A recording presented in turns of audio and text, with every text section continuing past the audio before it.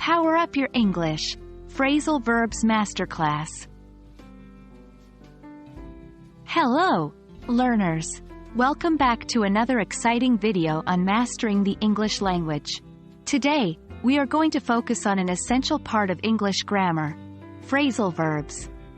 Specifically, we're going to look at how to use these in sentences. So, let's dive right in.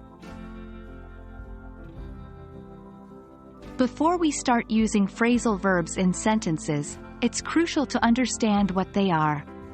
Phrasal verbs are unique expressions that consist of a verb and one or more particles, like a preposition or adverb.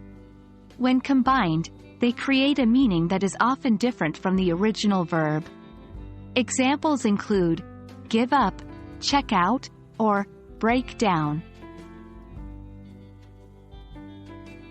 Phrasal verbs are integral to the English language, especially when it comes to conversational English. They help us communicate more naturally and colloquially, making our speech sound more fluent and native-like. But don't be fooled. Phrasal verbs also find their way into formal, written English, which is why mastering them is essential. Let's look at some phrasal verbs in action. Remember, context is crucial when understanding the meaning of these verbs. 1. Give up, to stop trying to do something. Example: after many failed attempts, she finally gave up trying to solve the puzzle. 2. Check out, to examine or investigate. Example: you should check out that new movie. It's getting rave reviews. 3. Break down, to stop functioning.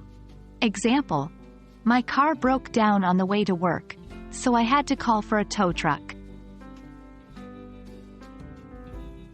Now, it's your turn. Practice makes perfect, so try to make sentences using different phrasal verbs. Here are some to start with: pick up, turn off, run into, look after, bring up. For example, I need to pick up some groceries on my way home. Please turn off the lights before you leave. I ran into an old friend at the mall today.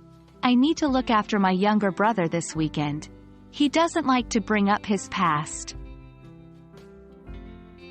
Remember, the more you use these verbs in context, the better you'll understand their meanings and usage.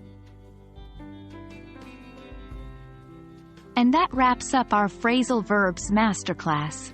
We hope you now feel more confident using phrasal verbs in your everyday English. Remember, practice is the key to mastering these versatile verbs. Keep practicing and keep learning. Until next time, happy learning!